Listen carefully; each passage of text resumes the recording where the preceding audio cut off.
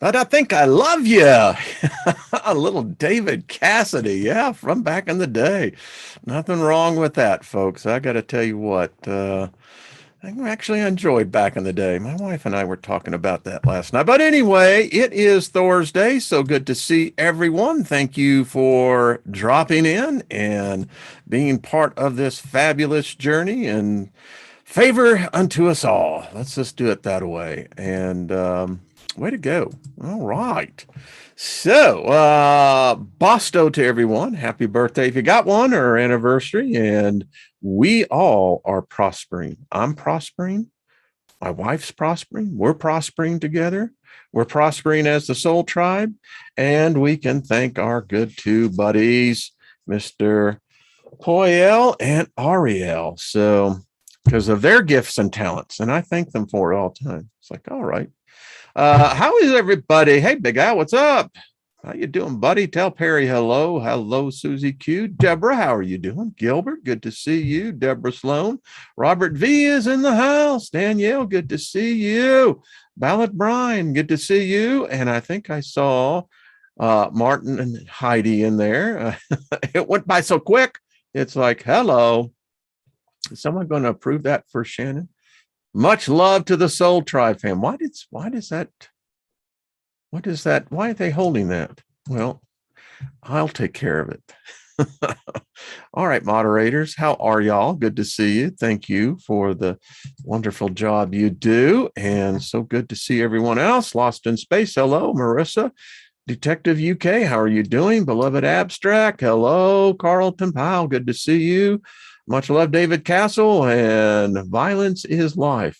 Yeah, it can be. Jack Dreamin', how you doing, a king? Twilight, man, there are a lot of people in here. Hey, happy to have you, because we are prospering. It was interesting because, in the midst of everything that's going on here in America, where no one knows the number, which you ought to tune in tonight to the Steiger Perspective on artistfirst.com at 10 p.m. Eastern, 8 p.m. my time for the Steiger Perspective. I asked the question, will America be under martial law in October? Lot of uncertainty going on now. The market's starting to tank. Lot of uncertainty. And I don't know. I mean, I talked to an economist. Hey, Isby, what's up? Good to see you. I haven't seen you in a while. I heard you. I hope you're trusting your white. All right, Nina, good to see you as well. But anyway, we were having the discussion. And I said, well, what happens if 10 million people drop out of the economy or forced out overnight? And he said, let's take this into perspective. He said, let's take 1 million people that are removed from the workforce overnight. He said the economy won't be able to handle it. It's too great of a shock to the economy. The supply chain will collapse. It's already in pretty bad shape. And he said, if it's greater than 1 million, he said there is no scenario in modern economics that can actually translate what this will really mean other than bad. So this is why we meet every day, because the world is it's getting pretty strange, folks. And yeah, I got the Soul Tribe geared on. Yep, right there. Wait a minute, right there. There it is. Yep. You should buy some. I love this, man. It's cold today here, and this is just like perfect weather. So anyway, I digress, but actually it's a shameless plug for David Barry. And the link is below. Get your Soul Tribe gear. And I know Nina has hers. And yeah, folks, this is cool. I think I saw Julianne Payne, Miss Jules. And how are you doing down there? Lady Paul, good to see you. AK Morning Star, what's up? So, the angel for today that I just drew out was really interesting. I was awakened this morning, fully charged up. I mean, last night, my wife and I were experiencing the most incredible sensation of uplifting. There was a gaiety, a jocularity in the air, and it was wonderful. We were both experiencing it, and I just have to contribute to the company we're keeping these days. So anyway, oh, you moderators, hey, is that what I think? Mr. Steve Zerlith, how are you doing, brother? Good to see you. A king. Good to see you. A lot of people in here. Anyway, so Manakel, interesting angel, angel of knowledge of good and evil. Gee, where we've heard that before. Dies Amaneus Facius et Latosus. God who supports and maintains all things. This is the patron of intellectuals, brings revitalization of memory and purity of mind, teaches how to be confident and courageous. That's a word you don't hear much days. Courageous. We're a courageous bunch. Sure we are. Helps to find happiness, stability, and fulfillment in life. That's a good friend to have. Manikel, you are always welcome. I mean, come on. This is a cool angel. Symbol of liberation and harmony. How interesting. Bestows with altruism, goodness, and kindness. Teaches balance between your heart and mind. Well, why don't you come on in and let me get you a cup of tea? You know, when you have friends, you know, you always want to give them a hot beverage. Let's talk a little bit. Unlocks the potential that lies dormant deep inside you. Teaches truthfulness and the fulfillment of promise. Shows how to act in a very moral and ethical way. Allows us to connect our consciousness with the divine. Cool. Protects from sinister and malevolent con artists and people who do evil and cruel things, and they do. I'll say something here in a second. Liberates from inner fears of any kind and calms the soul. Oh, I like that. Sheila. That is in the Psalms. Sheila means stop and think about that. Meditate on that. Yeah. Be quiet, O my soul, and know the serenity of God. Isn't that how that goes? Protects from moral dilemmas, mental imbalance, and disorders, as well as stubborn mindset. Well, there you go. Cures mental laziness, megalomania tendencies, as well as the pursuit of material pleasures and social prestige. Heals lack of confidence in faith. Well, pretty cool angel. Best time to reach this angel is between 9:40 and 9:59 p.m. Best days, January 2nd, March 4th, October 23rd. Well, pretty cool. I'm going to keep that one over the side here. I like that. So, you know, we're prospering, folks. You hear that? When you think of prosperity, think of that. Yeah. Nothing wrong with that. Oh yeah. So there are some people, the people are just going crazy out there. I mean, it's good to know that you have the crew here. That's all I got to say. Someone asked, they couldn't find the angel yesterday in the 72 angels. That is because I need to give the translating of which angel is represented. This is the 72 angels of, let me get this thing out here. This, as you can see, This is from Freighter Syntac Necked. And it's a cool deck. It really is. Link is below as well. Yeah, good stuff. So what is up, folks? I think I love you, but I really can't be sure of. I love the 70s. I mean, there was nothing wrong with top 40 music. It had a certain thing, you know, back in the day when no song could be longer than 3 minutes, ideally 2 minutes and 42 seconds. It's amazing what that 2 minutes and 42 seconds could do. Yeah. You remember those songs. And maybe it's because it's also attached to a time of my case in my youth, which I'm still young today, just a different type of young. That's the interesting thing. We never grow old. We're always young. It's just that we're in different stages of being young. Expand your mind. You're welcome, Shannon. You know, hell, I still like the Archies. Oh, sugar. Ah, honey, honey. Do, do, do, do, do, do. You are my candy girl. There you go. There, you know, got to be happy, folks. Otherwise, there's enough out there to really get you down. You know what I'm saying? Yeah, thanks for hitting the like button. I appreciate that too.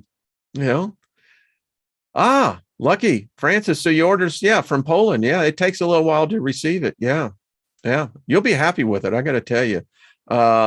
Joyce, are you serious? Very happy here to be today. Well, we're just extremely happy to have you here. That's what it's all about. Funny how music and sense light igniting nostalgia. Yes, taking that out. Easy for you to say. Getting younger every moment, Thomas. Isn't that true? You know, get me wanting you. There you go, Mark Smith. See, this is what I love about this, you know. And you got me watching you. There you go. I'm telling you. Love this group. Gaia, that is absolutely true. Ren and Stimpy. I mean, happy, joy. And I love Ren and Stimpy. The other two, and they're replaying theirs, and I'm recording them, is the Angry Beavers. Listen, all adults write cartoons, and you got to dig where their head's at. I mean, and the Angry Beavers are perfect for it. I just got to tell you, I like Norm. Anyway, so what else is up? Hey, Scotty boy. All right, so someone asked about the 10 gods I spoke about yesterday, and it's in the Invader series. And so I thought that this is kind of an excellent, really cool segue, because we've really been studying a lot here, dealing in a number of different mindsets. I mean, each religion is a mindset, right? And trying to peel back the onion, and it never seems to ever end. You know, all right, so if evil is evil, then what is evil? We're finding out that demons, you know, our whole construct today is upside down, inside out. And that got me to thinking on some videos I did years ago. And then this is one, is that could it be possible that humans are the hybrid species and the invaders? They're, you know, everything has to be brought out for discussion. I mean, we've got this crazy idea that we think that we were created by some god or some geneticist, something, but somehow we got here. We don't have a clue how, but, you know, lots of guesses. And one theory is in academia, more than so than in theology, is that humans, us, sapiens, we're the hybrids. We're not pure in any sense of the word, never were. And that we are the invaders because Wherever sapiens go, death follows. Wherever sapiens are, death abounds. And it gets kind of weird when you think about it, because as you can see, when you look at the mammals and the plant life, you begin to understand that there's something about us that, well, don't add up. I mean, if we were truly human and unique as a species, then we would not have any DNA or similarity to anything else other than ourselves. And that ain't how it is. We seem to be more reptilian than anything else. Yeah, that gets people going, what? And it's always the reptile. Always.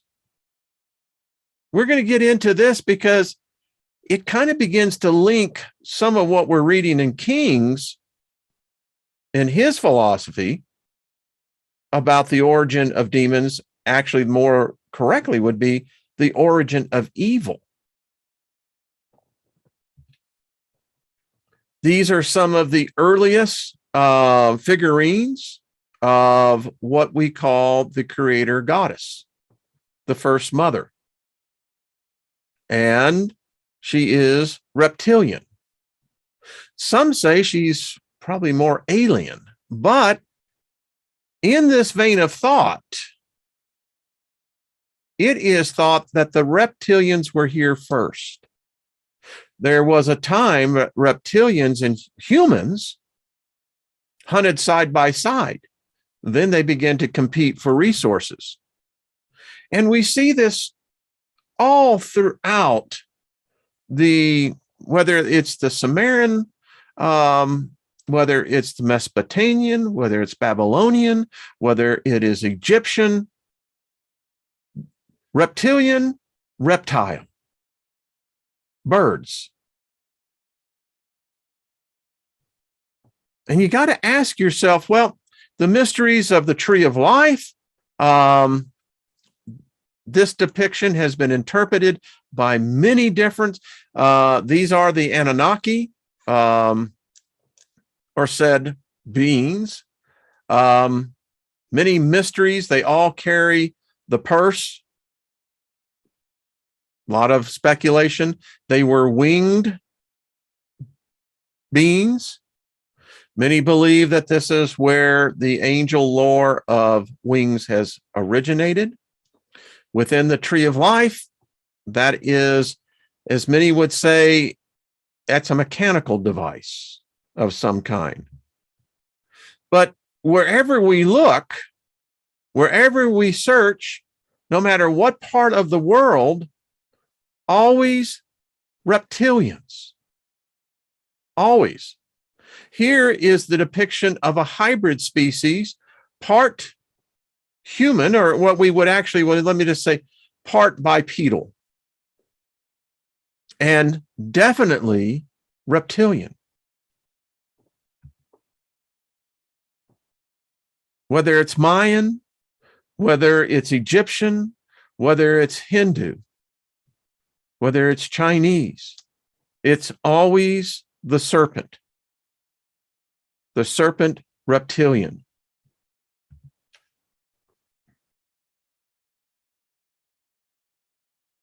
Yeah, this is what they say Da Vinci, that's what they say he painted himself as, reptilian. Many reptilians are about us. Many politicians are reptilians. Many celebrities into this. But when you begin to look at the mystery of what past philosophers, inventors, geniuses, visionaries, they saw the connection between man and reptile. Many people believe that what we see with the Mona Lisa, reptilian. This is the Last Supper, reptilian. And then we hear the modern day lore of what some people who have been abducted. Some have seen reptilian. Again, Cleopatra in the scene painted in obviously European perspective, but again, the serpent. Within the great works of art, mysteries, clues of a species. Is this what really is ruling us? You see, I don't believe that what's ruling us is ever going to come out. It's been at it too long. Now, I don't know if this is perpetual.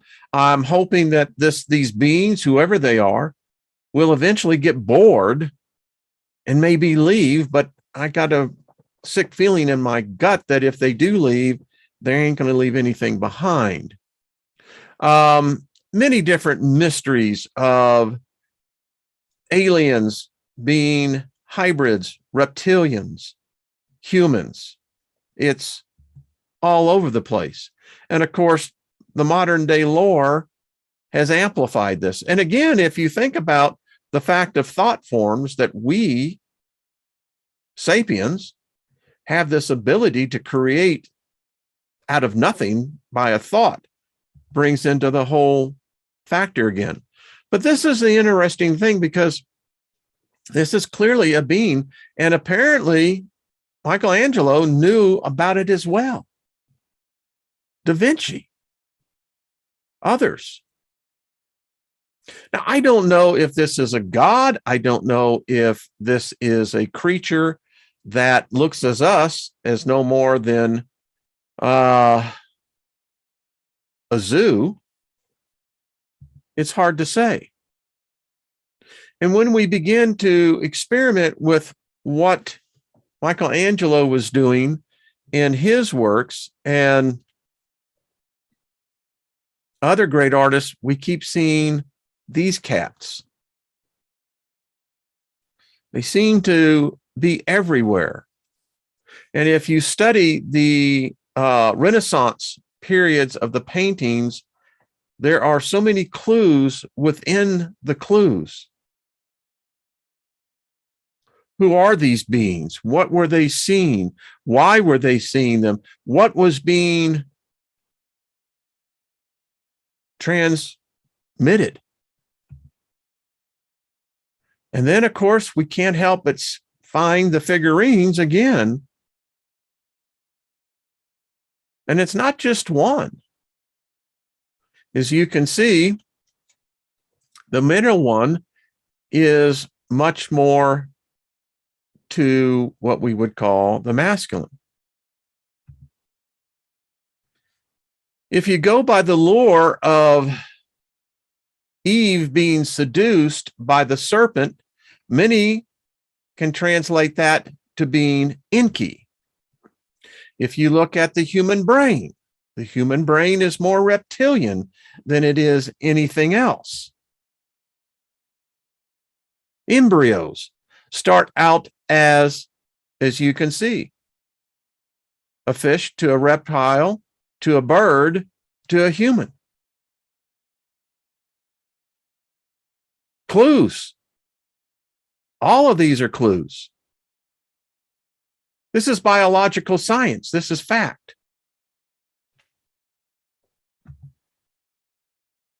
When you begin to look at, particularly with females, and you begin to look at the tip of the spine, reptilian. More humans are being born with tails. My wife, who's been a nurse for many years, in many cases, they cut the tails off. It's more than what you would think. What is this? Is this a regenerative gene? A repressed gene? Is something coming out? You have to ask yourself, and these again are not anomalies. This happens far more than what most people realize. And what's going on here? What does this say? What does this represent? Is this a clue? When we're out trying to find the clues, evil, demons, angels, God, Satan, Lucifer, Jesus, Savior, Messiah. Yeah, it explained this. It's very different. And it brings back, so what? Who was here first? If we take the fact that if you go by the lore, as we were discussing yesterday with Eve, that's pretty weird. You have to admit, it's one of those things. Give me 1 second here. I'm pulling up the next thing. It's strange. Dave Sutherland said those tails look so weird. Actually, it's us, Dave. That's what I'm trying to point out. These are not what you would call deformities. This is, and the doctors will tell you, it's genetically paired with us. And if you look at the embryonic stage of development,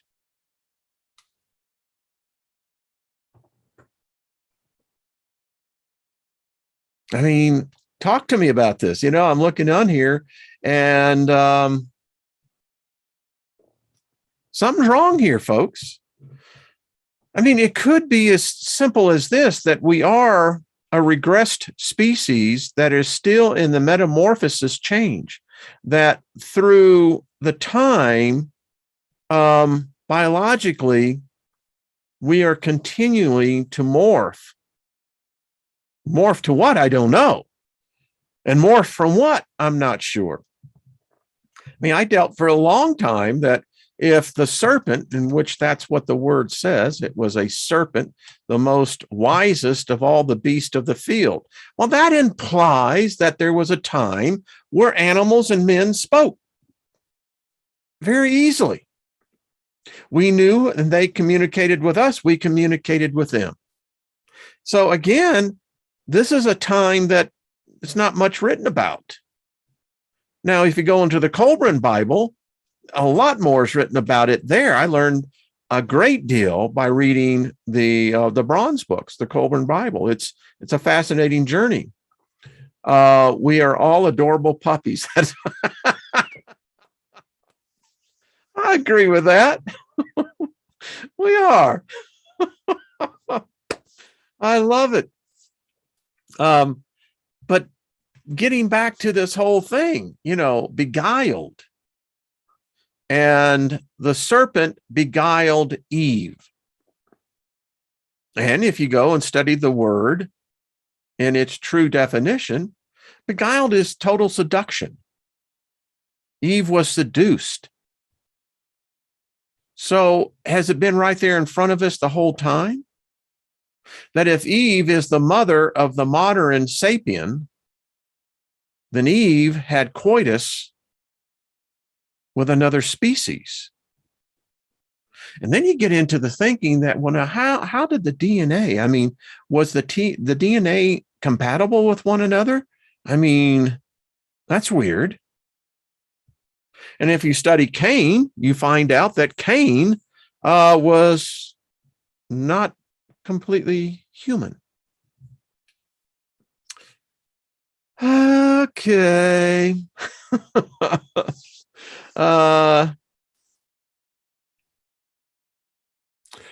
Grace, it's interesting. Lynn actually had to have her tailbone operated on.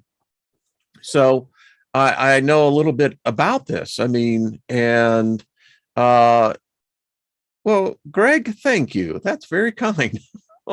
Thank you. Everyone, I like the idea of the puppies idea. I just hope they don't see us as the puppies. I mean, because always puppies grow up. Oh, I am broken. Oh, Regina, I didn't know that. Okay. Oh, well, I didn't know that. Well, hello. You change the handle, and sometimes it takes me a little bit to catch up. So, all right. So I talked about the 10 gods.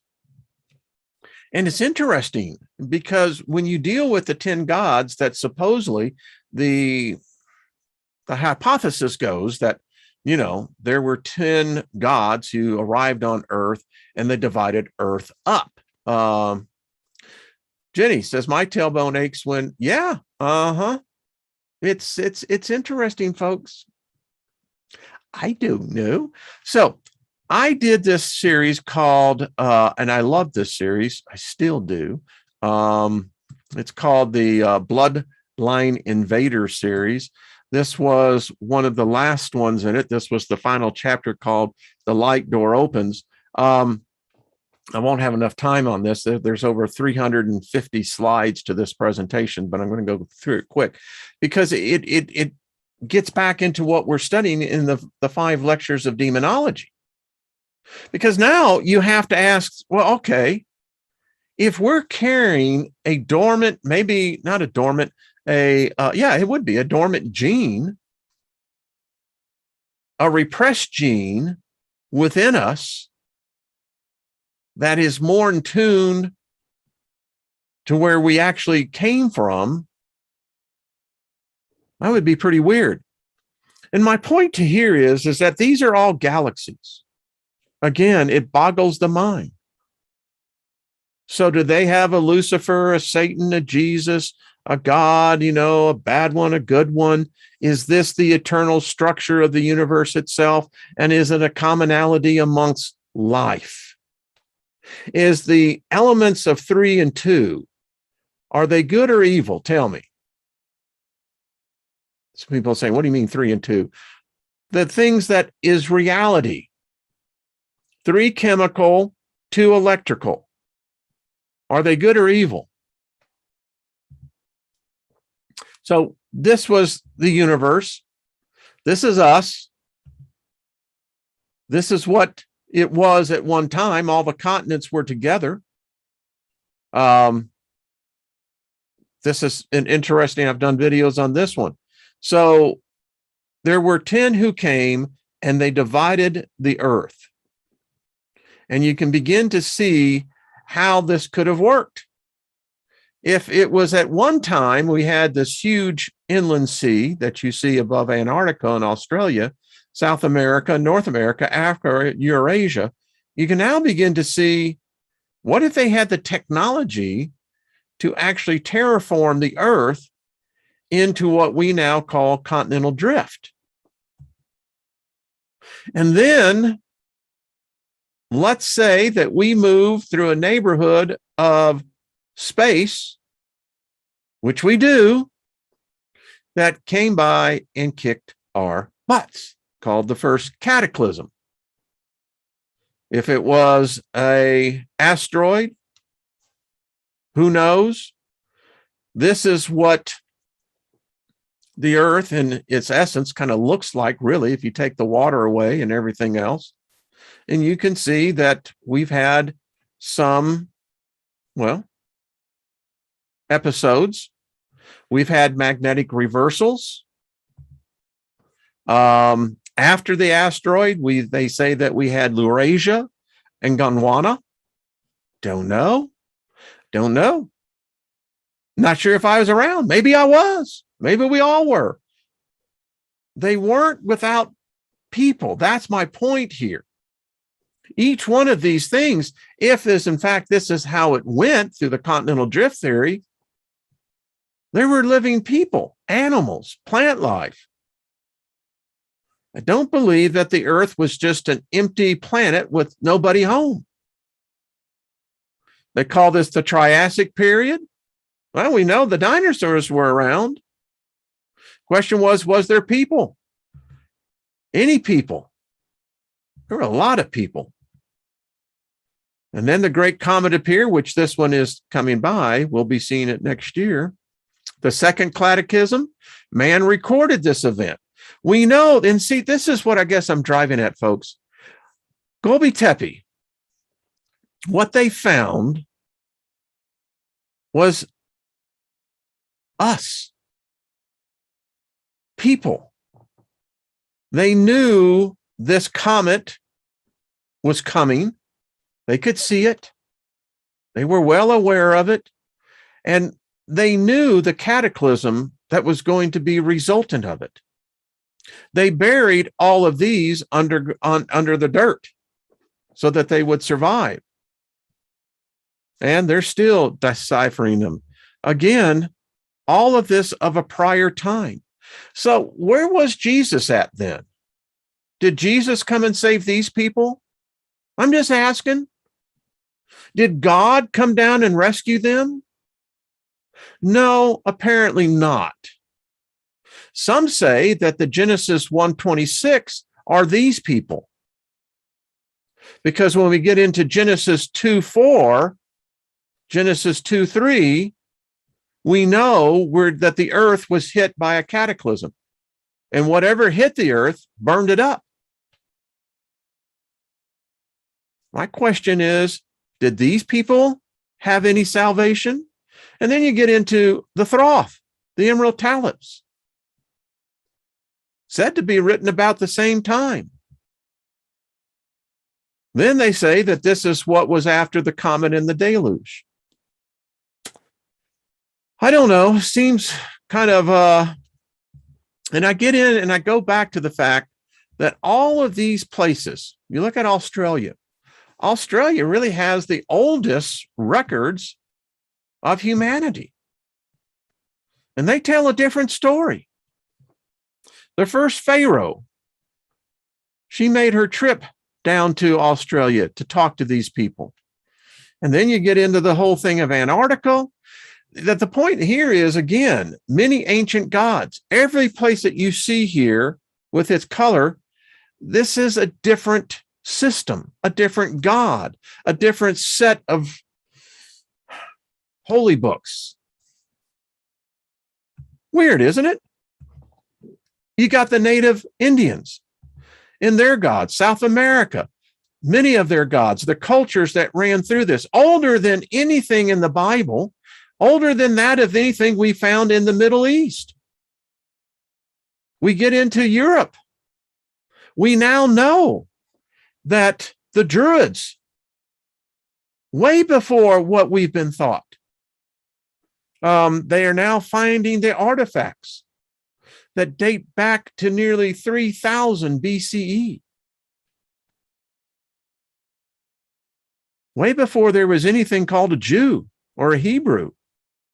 In Russia is one of the countries that when you begin to study their perception of gods, goddesses, and Russia really is more feminine in its belief structure that I have found than others.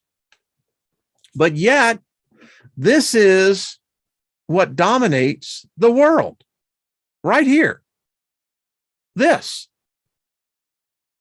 And when you look at that little tiny patch called Israel, that's all their God could do. He could not go outside those borders. Talked about that yesterday. Then we get into the principalities of things. And each one of these cases, the principalities change. It's different to begin to see, well, who's the good guy? Who's the bad guy? And then you begin to look at the family tree of the migration of Homo, man. It gets even weirder. And I brought all of this because, again, how many current gods does the world worship right now? The total count is 10,000 plus gods are worshiped worldwide today. Even Christianity has over 30,000 different gods that it worships. You see, the problem that has been the God spell is that you can't have all these different denominations and say that they worship the same God. Don't work. These schisms, once the schisms and they are bifurcated, they never come back. You'll never see a Jehovah's Witness sitting down and having and breaking bread with a Southern Baptist. And a Catholic would have nothing to do with a modern day Lutheran. Oh, it gets so weird. And they keep saying, well, the one God world, it's already here. Problem is, it didn't work. It fractured into a triad. And I go in here and I show you how many people worship all this. It was a great series. This gets into, again, the great schisms, the dates that they took place, how they took place, how the religion began to change and to morph. I mean, you think today when people say, well, are you a Christian? It kind of gives you a kumbaya. But the problem is in the devil's in the detail. Well, we don't believe in that speaking in tongue crap. Well, we don't believe in eating meat on Friday. Well, we just believe that you have to take communion on the first Sunday of each month. You see, and I could go on and on and on. No one's got it. And if no one's got it, then how in the world are we supposed to deduce on a subject like demonology when you have so many different variations? I go in here and I explain to each one of these top 10 religions, how they impact, what they believe, what their systems are. And it's a pretty weird when you begin to see that it really is culturally. Different parts of the region where you're born in the world will have a great deal as to what your belief systems are and how those belief systems become part of your personality and how you begin to adapt and perceive reality. It's so weird. But when you begin to study all of these and all of their different belief systems, you find out that there has to be something else going on here, because kind of none of it makes any real sense. How does one person who's a Hindu and the belief of system in there become a Muslim following Islam? And how can you convert to Islam if you were a Christian? And how could you be a Christian if your religion was in fact Hebrew? So this is what it's a great study, and I won't get into it. But again, I want to get, actually I am, because there is something here. This is the original people. The serpent plays a huge role. The reptilian, all throughout the different cultures. The rainbow serpent, the creator. The United States, North America is called the plume serpent. In this case, the belief system is with the Aboriginals, and I believe Julie I think she's still in there, is that this is the rainbow serpent. This is creating Earth. Do you think that there could be potentially some truth here? The serpent? You know, Lucifer, the seraphims, all supposedly reptilian. And again, this is the dark crystal. The serpent, South America, serpents. This is the serpent, that the goddess that created all creation. The serpent, the serpent. Of course, many people say that this is an astronaut. Who knows? Well, what we do know, they were associated with the serpent. Winged creatures, reptilian creatures. And notice it's carrying the same little thing that we saw supposedly with the Anunnaki.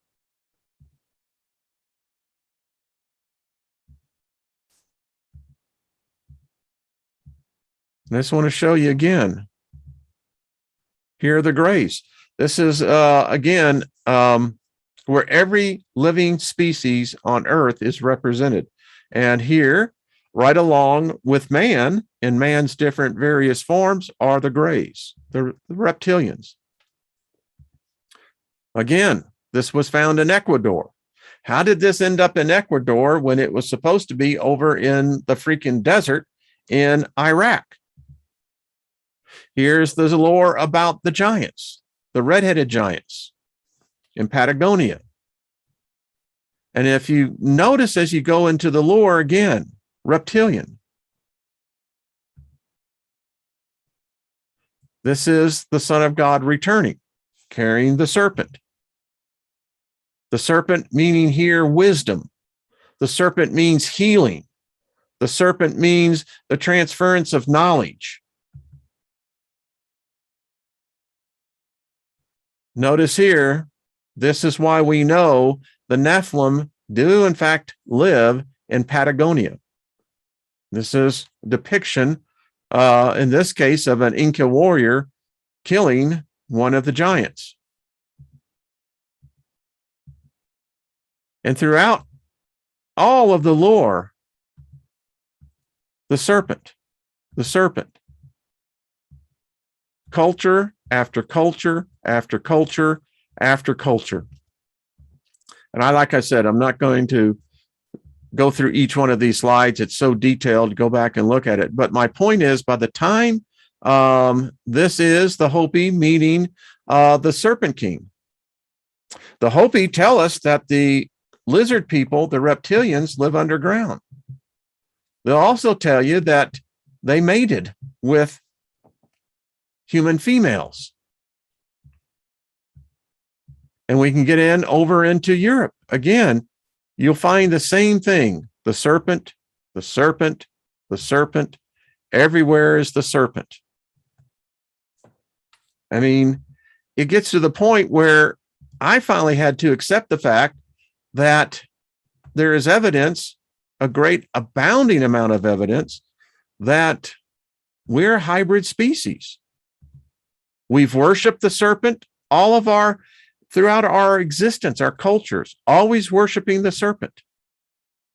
This is the mother goddess of Ireland. She has the serpent. Why? Because the serpent represented wisdom. And again, I can just go through all of this. Serpent, serpent, serpent. As far as you want to go back, the Norse beliefs, the Hermetic library in Greece, Sophia, Earth, the Ukraine God. I mean, everywhere you go. The Celtics, their history was way before there was Abraham. If you find what we're finding out now, it seems like they were emerging at the same time the Sumerians were, the same time the migration was coming out of the Indus Valley. Something's going on.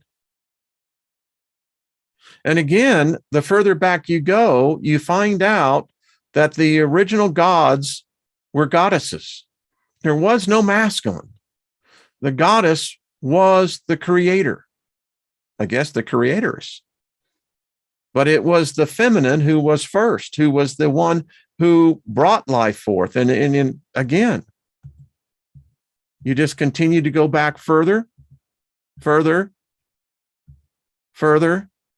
It's everywhere. The first Pharaoh is said to have been reptilian.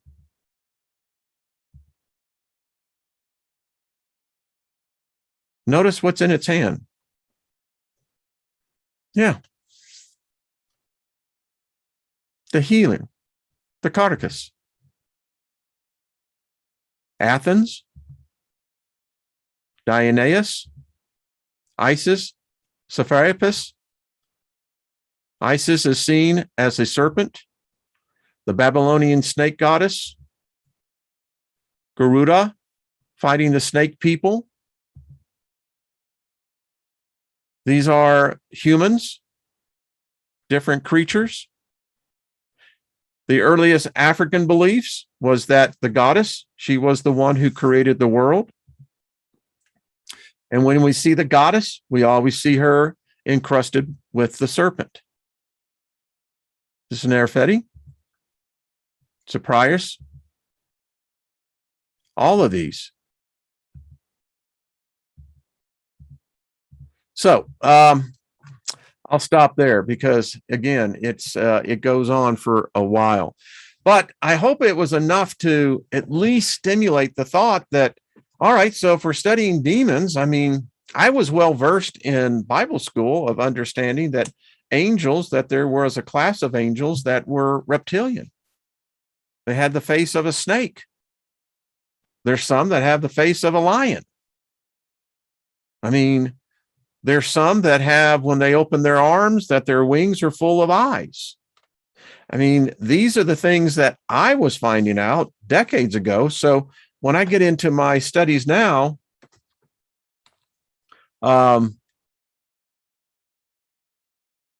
I'm just every time I look into the chat room, you get off on this thing. The matriarchal societies since the beginning, religion changed that to cast the woman down. Linda, you're absolutely right. And it is from there that we have gone astray as a species, which brings back the question then, were we invaded by a male dominant species that apparently hated the feminine? They did not have the feminine element in their society, in their species. Now, you may say that's kind of strange, but actually, if you think about this, self-replication, Adam, the first Adam, said that he could actually self-produce. And we see animals in the animal kingdom and even in the plant kingdom that can do the same thing. So replication, as far as procreation is concerned, is probably more efficient if the species can basically replicate itself within. Brings a whole new expression of go F yourself, huh? I digress. But getting back to that point, so the feminine was the dominant, the creation, and then the invasion came in. And they're still here, playing their games. And those who get close enough, well, they become a real threat. And if we keep probing, keep pushing, I think we're already a threat. But yeah. The realm says reptilian eggs can be either male or female based on temperature. There, you're right. And all humans are females when they're first born. At least that's what I believe. I could be wrong. I guess it's the XYZ chromosome, but in the early stages, that's what I understand. Mitochondrial DNA, again, feminine. The reptilians must be pretty smart. They can fly from the tree to tree, swim, hunt underwater, hunt above water, grow and get bigger objects than them, live for hundreds of years. Yeah, ain't that the truth? I mean, folks, it has to be something. And tomorrow we'll pick up, we'll finish our the second lecture, but I mean, just look at this. So when I look at these creatures, these beings, these angelics, the demonics, the plethora of the different gods, I keep asking myself, how much is this our creation? And how much has this distracted us for thousands of years? I mean, was there a time that our species was free of whatever this is that's taken this place, captured? If we're captives within something that we don't quite perceive, I don't know how you ever get free out of that. I mean, it's like someone putting you in the middle of Russia. You don't know the language. You don't have the language, the money. You don't know the culture. You know nothing. And yet you have to leave the country. Like, well, which direction do I go in, please? Just give me a sign, any sign. That's all I'm asking for. It's interesting.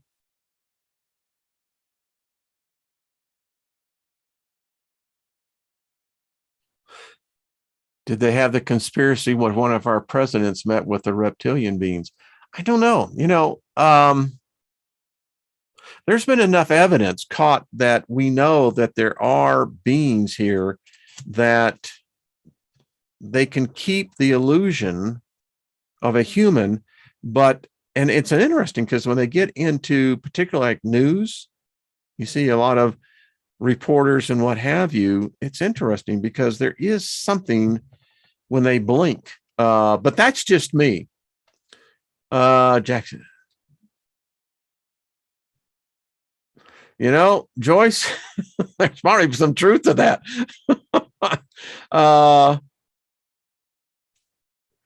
Jess says about the parasites. Yeah. Uh-huh. Yeah.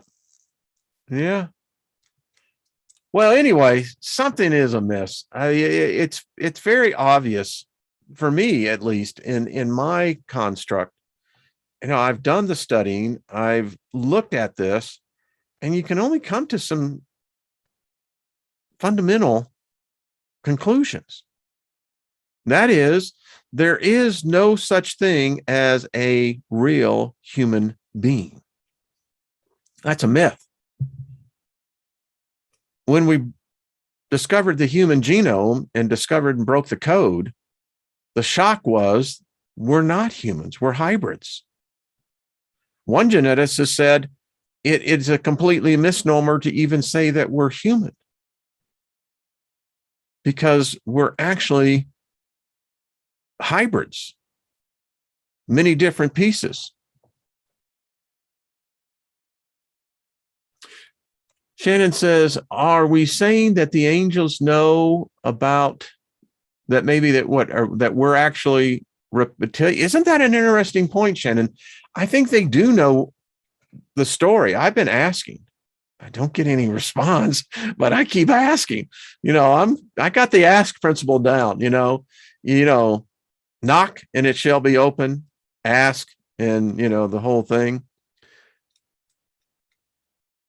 But it's interesting. We are seeking, and it says eventually we'll get to know, but it is a good question. Could all be an illusion of information? I don't know. Hey, Nina, it's going to be a good one. It's this is why I'm pushing on this so much, because if there's any way for us to get a tactical or strategical advantage by, getting to know those on the other side, heck yeah. Only Adam was human. And that's an interesting point, Emerald. I don't know. I mean, and if, like I said, if you come out of the mysticism side of Christianity and the Kabbalah, and even with the Islamic mysticism, something happened with Eve. Lilith says that she was in fact assaulted, but I don't know. Listen, when I found out what the word beguiled meant, I looked at that and I went, is that saying what I think it's saying? Beguiled.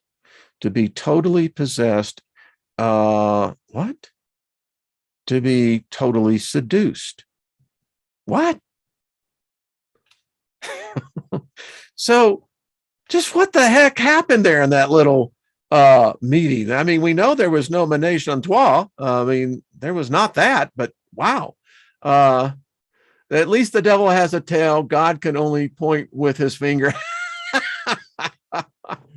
I love it. I love it. The tree of life turned into a petri dish. There's a lot of truth to that. Enki raped the woman. I think so, Linda. I think that there seems to be elements of truth to that. That there was an assault of some kind in the beginning. And it's one of the things about the femininehood of not only just the physical attributes, but the whole attribute of what it means to be female. It's a mystery to males. And so why wouldn't it be a mystery to other gods? I mean, if the possibility that hermaphrodites do in fact exist and are replicated throughout the universe, then there is some uniqueness about what we would consider the feminine. A paradox box, isn't it, though?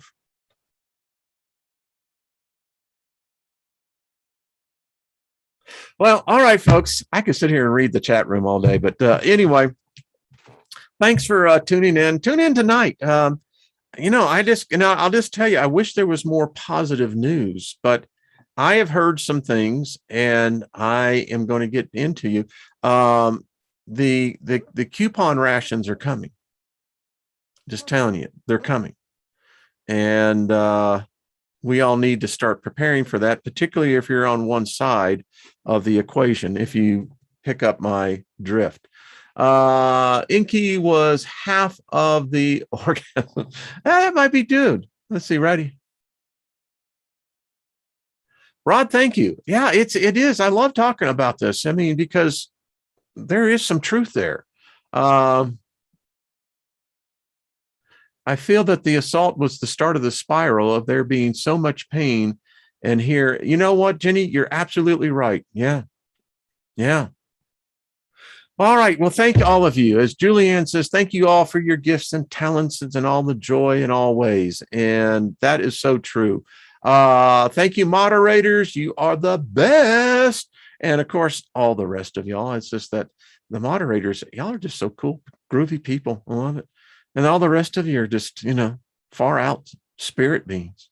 Yeah. All right. Much love to you. See you tonight, artistfirst.com, 10 p.m. Eastern on the Steiger Perspective.